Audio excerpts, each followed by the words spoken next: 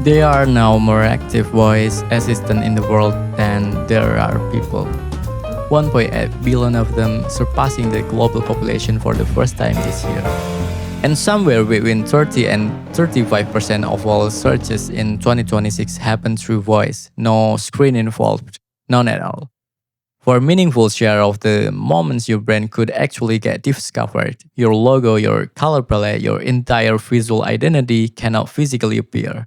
There's nothing to look at.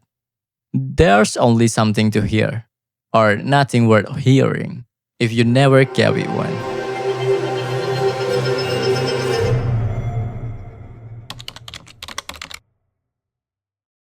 Here's what makes this specific, not abstract. A lot of that voice search volume is local and navigational. Find a plumber near me. What is the nearest suppliers for this part? Exactly the kind of query a real B2B or local business gets discovered through. When someone asks a smart speaker that question, the response gets really loud, flat text to speech. One option after another, unless your brand has established some kind of sonic presence that shows up in that moment.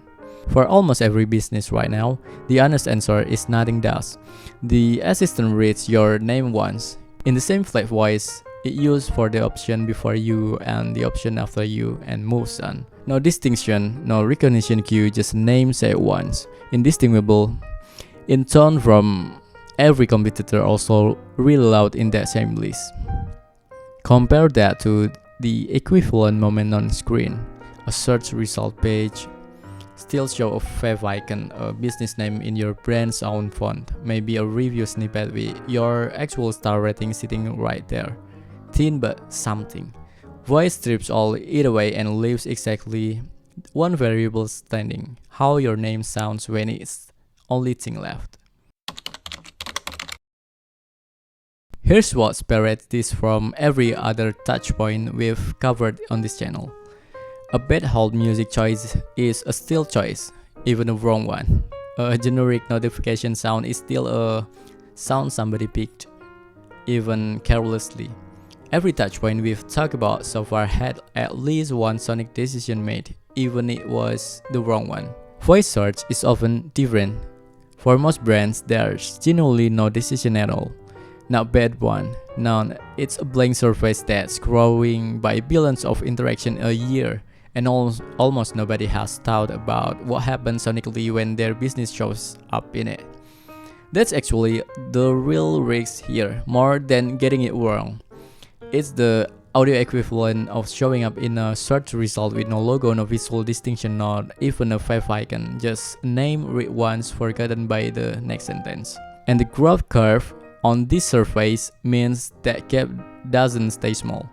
A blank canvas that gets a few hundred queries a month is a minor oversight. A blank canvas processing a meaningful shares 8.4 billion active assistant and climbing is a brand risk quietly compounding in a channel most marketing teams never once opened a strategy document for.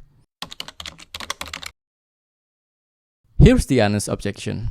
We can't control how synthetic assistant voice pronounce your name. That's the platform voice, not ours. True and worth being upfront about. You don't get to choose the assistant's timbre. What you can control is what already sitting in someone's memory before that moment happens. A consistent audio logo used across your ads and videos. A brand name that's read cleanly and distinctly when spoken text to speech instead of blurring into something else.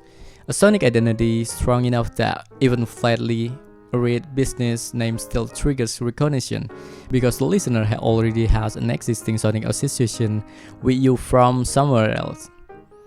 We touched on part of this idea back in the stock music trap. The point where closing your eyes or muting your screen leaves sound as the only signal left. Voice interface take that idea to its absolute extreme. There was a screen to begin with, now for a second.